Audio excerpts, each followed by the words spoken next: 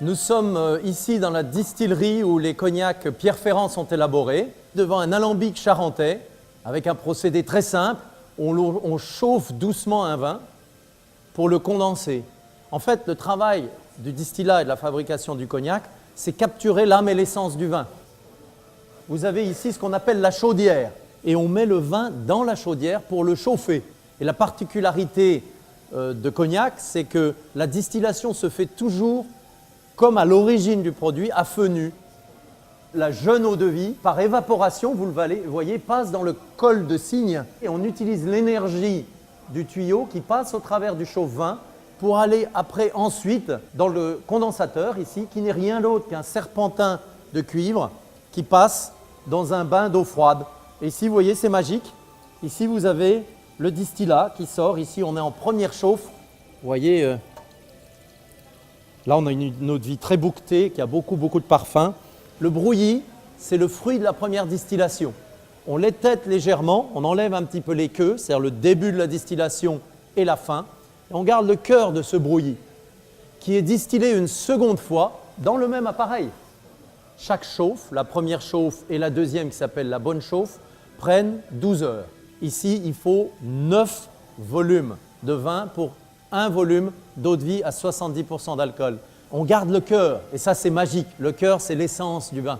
Et il faut savoir que c'est le cœur qui titre en général 70% d'alcool, qui sera mis en fût pendant de très longues années pour faire le cognac. Les alambics sont tous en cuivre. Pourquoi? Pour beaucoup de raisons.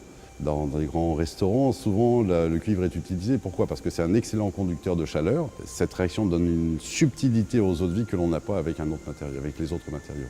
La distillation, c'est vraiment un art. Après, vous avez aussi d'autres maisons ou même distillateurs qui vont piloter leur alambic avec un iPhone et qui peuvent être très loin. Mais là, on va avoir un produit sans âme, sans typicité. Voilà. Ce qu'il faut, c'est du sur-mesure. Il faut être à la recherche de cette qualité. On va commencer à distiller en novembre, décembre, janvier, février et mars. Passé fin mars, on n'a plus le droit à l'appellation puisqu'on ne rajoute rien dans le vin.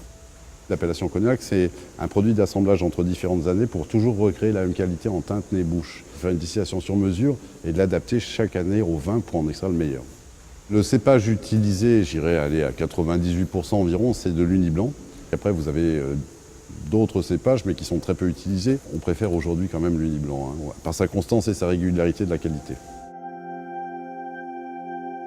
Nous ne pouvons pas tricher avec la distillation.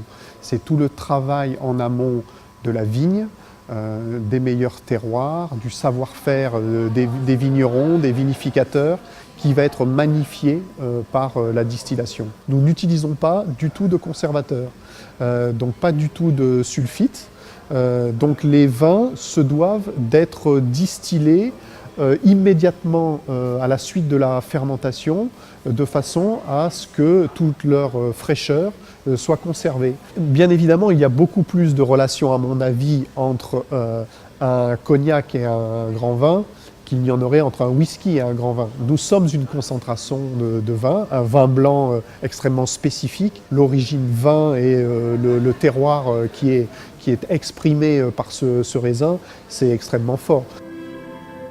Alors, il n'existe pas de formation pour devenir maître distillateur. Ça s'apprend au fur et à mesure des années, des expériences qu'on fait d'ailleurs sur le terrain. Ceci dit, il est quand même un peu souhaitable, même fortement souhaitable, d'avoir une formation un peu en œnologie et en viticulture, puisque tout le produit arrive de là. Nous, la Maison du Dognon, nous sommes une famille de bouilleurs de cru, c'est-à-dire que nous distillons notre récolte.